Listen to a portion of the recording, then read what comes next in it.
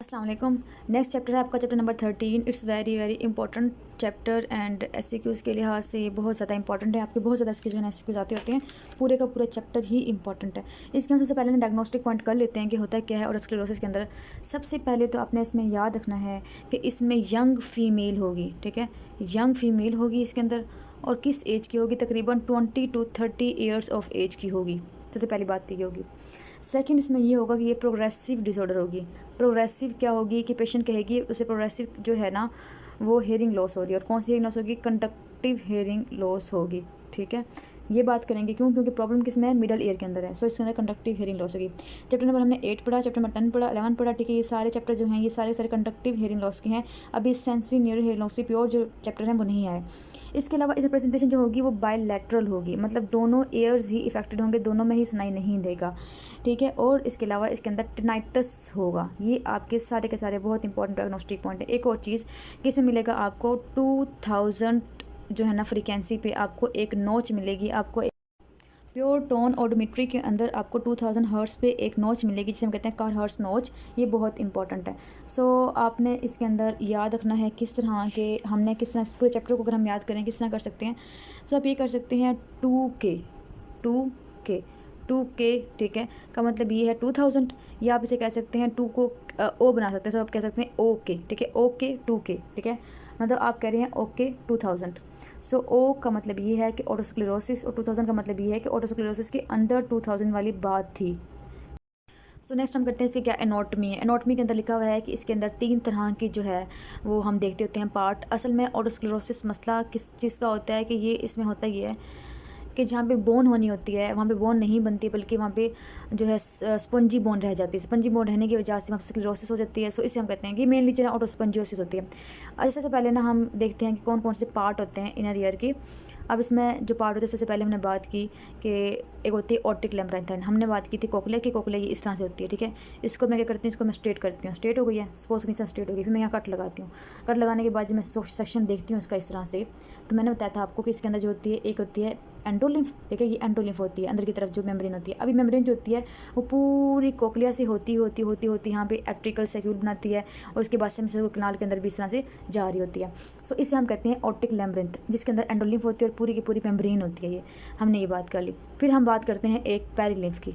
अब पेरिलिम्फ क्या होती है? पेरिलिम्फ क्या होती है कि मैंने बताया आपको कि इस तरह से होती है। इसके अंदर एक सैक होती है। सैक के बाहर जो ये वाला एरिया होता है इसे हम कहते हैं, यहाँ पे होती है पेरिलिम्फ। और ये पूरी की पूरी मेम्ब्रेन को जो है ना वो कवर कर रही होती है।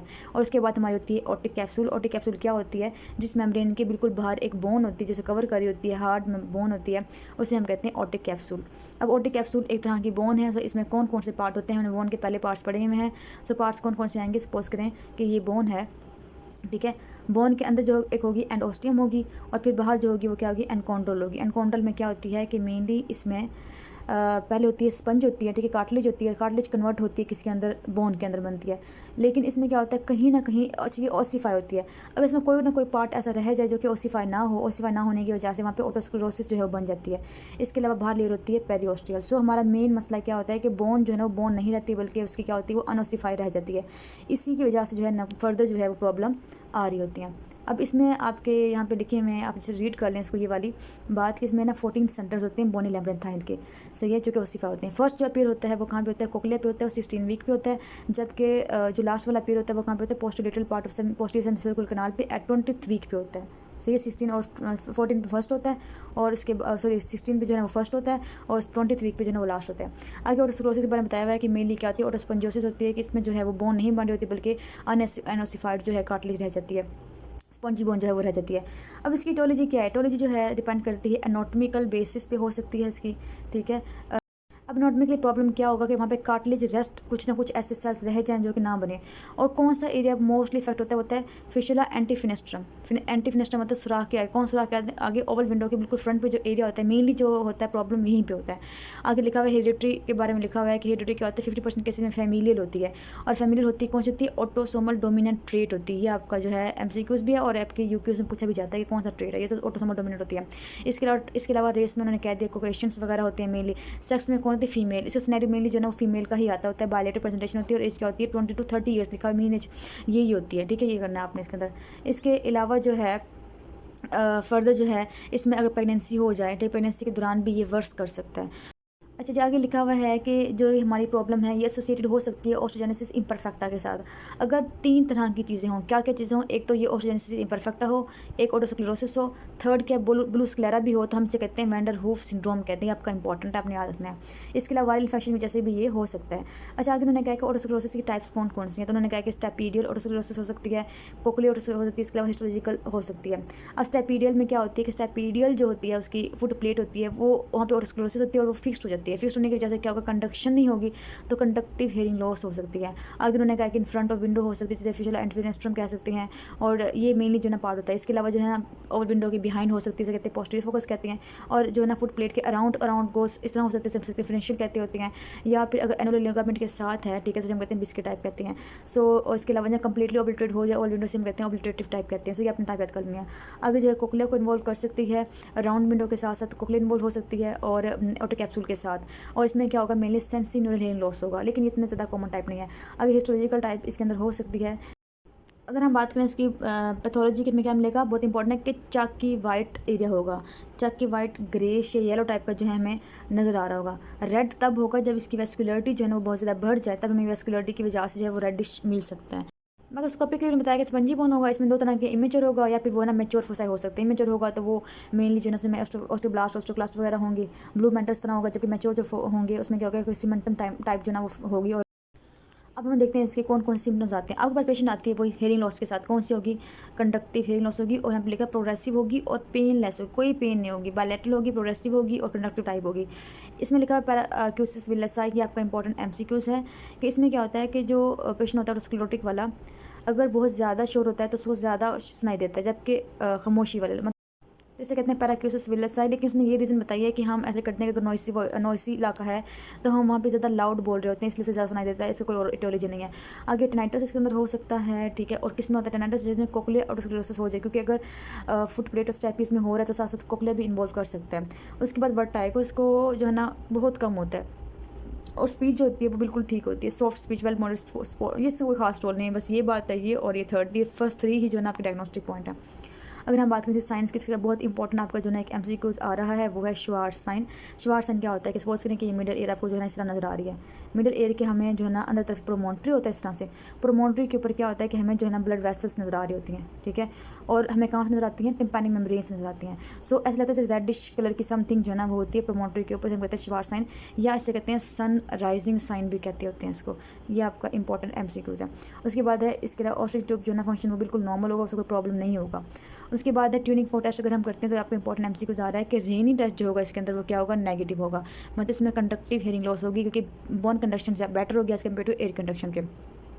अगर हम बात करें वेबर टेस्ट की तो वो क्या होगा, वेबर टेस्ट कहाँ पे लेटलाइज होगा, लेटलाइज होगा जिसके अंदर ज़्यादा कंडक्टिव हेयरिंग लॉस होगा, ठीक है, तो उस तरफ ज़्यादा लेटलाइज होगा, ये हम बताएं। और एब्सोल्यूट बोन कंडक्शन जो है उसके अंदर नॉर्मल भी हो सकता है।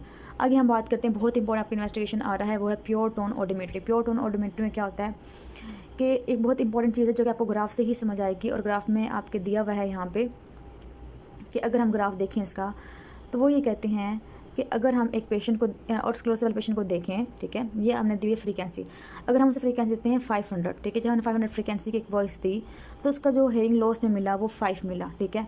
फिर हमने उसे 1000 कर दी, जब 1000 की तो हमें जो मिला उसका हेयरिंग लॉस कितना मिला, 10 मिला, ठीक है। फिर हमने जब उसकी 2000 की तो हमें हेयरिंग लॉस मिला 15 डेसिबल मिला, यहाँ पे 15 जो है ना डेसिबल उसको लॉस हुआ। फिर हमने 2000 की, हमने कहा चलो 15 लॉस हुई है तो हम मज़ीद बढ़ा देते हैं, हमने मज़ीद 4000 अगर की तो हमें लगा कि हम जैसे जैसे बढ़ाते जाएंगे हेयरिंग लॉस ज़्यादा बढ़ती जाएगी, लेकिन हुआ ये कि जब 4000 हमने की तो हेयरिंग लॉस जो है वो दोबारा से 5 पे आ गई, मतलब दोबारा से हेयरिंग लॉस कम होगी। तो हमें पता चला कि हमारा जो मैक्सिमम हेयरिंग लॉस हमें मिल रहा है वो 2000 हर्ट्ज़ पे मिल रहा है।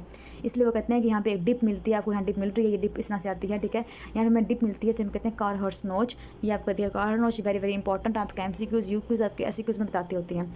और कार हर्ट्ज़ नोच जो है ट्रीटमेंट कर लें, स्टेपिडेक्टमी कर लें तो वो रिमूव हो जाता है। सो ये इसके अंदर जो है ना आपने इसके अंदर याद रखना है, ये आपका जो है वो पॉइंट आता होता है। फिर हम फर्दर बात करते हैं इसकी डीडीज़ की। डीडीज जो हैं वो इसकी इंपॉर्टेंट है, आपकी यू की इसमें जो है वो पूछी जाती हैं। सो डीडीज जो इसके अंदर दी हुई हैं वो कौन कौन सी हैं कि इसमें कौन कौन सी प्रॉब्लम आ सकती है कि ओटाइटिस मीडिया हो, सीरियस ओटाइटिस मीडिया हो, एडहेसिव ओटाइटिस मीडिया हो, टेम्पैनोस्क्लेरोसिस हो, और इसके अलावा जो है हेड ऑफ मेलिस फिक्स हो जाए, या फिर ऑसिकुलर डिस्कंटिन्यूटी हो जाए, या फिर कंजेंटल स्टेपीज की फिक्सेशन हो। साथ आप नोट कर लें एक दो और कि इसके अंदर जो है न्यूप्लाज्म्स भी आ सकता है, ठीक है, और साथ में इसके ओस्टोजेनेसिस इम्परफेक्टा भी इसके अंदर डीडीज के अंदर ये आ सकता है, ये भी आप इसमें नोट कर लें। और इसके अलावा हेड ट्रॉमा की वजह से भी हो सकता है। फिर आती है इसकी ट्रीटमेंट इसकी बहुत ही इजी है। इसमें क्या करते हैं कि मेडिकल में हमने करना है, सोडियम फ्लोराइड यूज़ करेंगे और बिसफॉस्फोनेट यहाँ पे ऐड कर लें। बिसफॉस्फोनेट भी इसके अंदर डाल सकते हैं क्योंकि वो क्या करते हैं कि वो इनहिबिट करते हैं ऑस्टोक्लास्टिक एक्टिविटी को, सो ये भी जो है इसको थोड़ा सा प्रिवेंट कर सकते हैं। उसके बाद हमारे पास है सर्जिकल में बहुत इंपॉर्टेंट है स्टेपिडेक्टमी या स्टेपिडोटमी। स्टेपिडोटमी का मतलब ये है कि स्टेपीज अगर है तो हमने इसमें सुराख कर देना है। स्टेपिडेक्टमी का मतलब ये है कि हमने उसको पार्ट को ही रिमूव कर देना, फुट प्लेट को ही रिमूव कर देना है। और उसके जगह पे हम क्या प्लेस करेंगे, प्रोस्थेसिस प्लेस करेंगे। कौन सा प्रोस्थेसिस यहाँ लिखे हुए हैं, टेफ्लॉन के, प्लैटिनम के, टाइटेनियम के, टेफ्लॉन, ये सारे जो है बहुत इंपॉर्टेंट है, ये हम जिसके अंदर जो है ना वो कर सकते हैं। तो सबसे पहले टेफ्लॉन है मेनली जो टेफ्लॉन यूज़ होता है। उसके बाद हमने क्या करना है कि हमने प्रोस्थेटिक इसके अंदर डाल दिया और इसमें जो है ना काफ़ी अच्छी इंप्रूवमेंट इनको हो सकती है। आगे वो कह रहे हैं कि हम कौन से पेशेंट को जो है स्टेपीज सर्जरी के लिए सिलेक्ट करते होते हैं। सो इन्होंने दो कैटेगरी लिखी हुई है। एक कैटेगरी ये है कि ऐसा पेशेंट ओटोस्क्लेरोसिस वाला जिसकी जो एयर कंडक्शन है वो 30 डेसिबल या वर्स है इससे, ठीक है, इतनी जो है डेसिबल इसकी लॉस है एयर कंडक्शन। फिर इसके अलावा जो है एयरबोन गैप जो है इसका तकरीबन 15 डेसिबल हो। और थर्ड ने ये बताया है कि स्पीच डिस्क्रिमिनेशन जो है वो 60 से ज़्यादा हो, तब हम इसको सर्जरी कर सकते हैं। नेक्स्ट में कहते हैं क्या कॉन्ट्रा इंडिकेशन है कि हमने स्टेपीज सर्जरी नहीं करनी। अगर एक पेशेंट आपको पता है ओटोस्क्लेरोसिस के साथ उसका एक कान ही हल्का फुल्का काम कर रहा है तो आपने ये रिस्क नहीं लेना है कि हम उसको सर्जरी कर दें। सेकंड ये कि मेनोरिस डिजीज़ वाली अगर आती हैं तो मेनोरिस डिजीज़ को हम ट्रीट कर भी लें तो मेनोरिस डिजीज़ वाले आते हैं तो ओटोस्क्लेरोसिस ट्रीट कर भी दें तो मेनोरिस डिजीज़ जो है वो वर्स कर सकती है। तो ये इसमें सेंसिटिव हेयरिंग लॉस जो है वो हो सकता है। छोटे बच्चे जो आते हैं उनमें अगर हम कर दें तो कोई उसमें क्या प्रॉब्लम होगी, उसमें क्या होगी कि उनको बार बार जो है ना वो रिकरेंट जो है ट्यूब डिस्फंक्शन होगा और बार बार उनको इन्फेक्शन होने के चांसेस होते हैं। अगर एथलीट्स हैं तो हमें अगर हम ट्रीट कर भी दें लेकिन तो ऐसे पेशेंट में क्या होगा, ऐसे बच्चे में क्या होगा कि उनको पोस्ट ऑपरेटिव वर्टाइगो डिजीनेस हो सकता है, तो मजीद उनकी जो प्रोफेशन है उनको मजीद प्रॉब्लम करवाएगा एज़ कम्पेयर टू अभी तो टिनाइटस है तो इतना प्रॉब्लम नहीं है, वर्टाइगो जो है मेनली ज़्यादा प्रॉब्लम होता है। और फिर एक ऐसा पेशेंट जो कि नॉइसी एनवायरनमेंट में काम कर रहा है उसके अगर हम इसको स्टेपिडेक्टमी कर दें तो सेंसिटिव हेयरिंग लॉस के चांसेस होते हैं बहुत ट्रॉमा की वजह से। और इसके अलावा ओटाइटिस एक्सटर्ना वाले पेशेंट अगर है तो पहले हम उसकी जो ओटाइटिस एक्सटर्ना वाली प्रॉब्लम है मतलब एसिडोसिस वगैरह उनको रिमूव करेंगे फिर हम स्टेपिडेक्टमी करेंगे। इसके लिए प्रेगनेंसी के अंदर भी स्टेपिडेक्टमी जो है वो नहीं करते होते, अच्छी से हम करते होते हैं अंडर लोकल एनेस्थीसिया। अब लिखें क्या स्टेप्स क्या होते हैं। सपोज करें कि ये जो है ये है इनर ईयर, ठीक है, और ये हमारी टिम्पैनिक मेम्ब्रेन है। हमने यहाँ से जाना है, ठीक है, जाने के बाद हमने एक वो ऐसे लीड उठानी है, लीड उठा के हम चले गए अंदर की तरफ, ठीक है। फिर हमने स्टेपीज को एक्सप्लोर करवा दिया, करवाने के बाद हमने उसके स्ट्रक्चर जो है एक्स्ट्रा स्ट्रक्चर वो रिमूव किए हैं और वहाँ पे जो स्टेपीज की फुट प्लेट पड़ी थी उसके अंदर होल किया और होल करने के बाद जो है वहाँ पे उसका पार्ट रिमूव करने के बाद हमने प्रोसेस लगाया और रिपोजिशन कर दिया। तो ये सिंपल से इसकी प्रोसीजर है वो अपने करने हैं। इसके बाद इसकी कॉम्प्लिकेशंस वगैरह जो है ना वो क्या हो सकती हैं। कॉम्प्लिकेशन अगर हम देखें इसकी कॉम्प्लिकेशन अगर हम देखें इसकी तो ये है कि हाँ टेम्पैनोमेरियल फ्लैप जो बनाया था उसकी टीयर हो सकती है, टेम्पैनोमेरियल परफोरेशन हो सकती है, इंजरी हो सकती है कोऑर्डिनेट बनाएगी। अगर इंजरी होगी तो हमें जो है टेस्ट सेंसेशन जो है वो इसी तरह वो इम्पेयर हो जाएंगे। इसके अलावा इनकस की डिसलोकेशन हो सकती है, फेशियल नर्व की जो है ना इंजरी हो सकती है, वर्टाइगो हो सकता है, इसके अंदर पैरेलल फिस्टुला हो सकता है, कंडक्टिव जो है ना लॉस हो सकती है, लॉस शॉर्ट या प्रोसेस या लॉन्ग प्रोसेस है। यहाँ पर लिखा है वर्टाइगो। वर्टाइगो याद रखना है कि अगर उस पेशेंट को अर्ली वर्टाइगो हो गया तो इसकी 3 कॉजेज होती हैं कि या तो ट्रॉमा हो गया पेशेंट को, या सीरियस लेम्बोथाइटिस हो गया, या फिर लॉन्ग प्रोस्थेसिस हो गया। अगर लेट उसको हो रहा है तो तब क्या होगा, तब ये है कि उसमें पैरेलल फिस्टुला बन गया है या फिर बिनाइन पोजिशनल वर्टाइगो उसका हो गया। तो ये आपने इंपॉर्टेंट ना, ये इसमें MCQs हैं, ठीक है। तो ये आपने अच्छे से इसमें कर लिया। इसके अलावा जो है डिस्प्लेसमेंट हो सकती है, रेन हो सकती है, सेंसिटिव हेयरिंग लॉस जो है ना वो ट्रॉमा की जैसे लेम्बोथाइटिस जैसे या फिस्टुला की जैसे हो सकता है और डेड ईयर बन सकते हैं। इसके अलावा लास्ट में लिखा हुआ है लैम्बर्ट्स फेनेस्ट्रेशन ऑपरेशन। इसमें क्या होता है कि हमने एक अल्टरनेटिव विंडो बनानी होती है, कहाँ पे, लेटेस्ट सेंसोरियल कनाल पे। क्यों, क्योंकि सपोज करें कि यहाँ पे जो थी, सपोज करें यहाँ पे राउंड विंडो थी, यहाँ पे ओवल विंडो है, सॉरी ओवल विंडो है, राउंड विंडो है। यहाँ पे क्या थी, फुट प्लेट ऑफ स्टेपीज यहाँ पे फिक्स थी। अब वो इतनी फिक्स होगी कि हम उसको ठीक नहीं कर पा रहे। हमने क्या किया कि हमने सेंसोरियल कनाल लिया, वहाँ पे एक सुराख किया और वहाँ पे हमने एक विंडो क्रिएट कर ली। लेकिन ये अच्छा प्रोसीजर नहीं पहले करते थे, अब हम नहीं करते थे। क्यों, क्योंकि 25 डेसिबल का हेयरिंग लॉस मस्ट होना ही होना होता है इसके अंदर। सो ये इसकी सारी ये थी, ये तो डिटेल से बताया क्योंकि बहुत बहुत इंपॉर्टेंट चैप्टर है ये।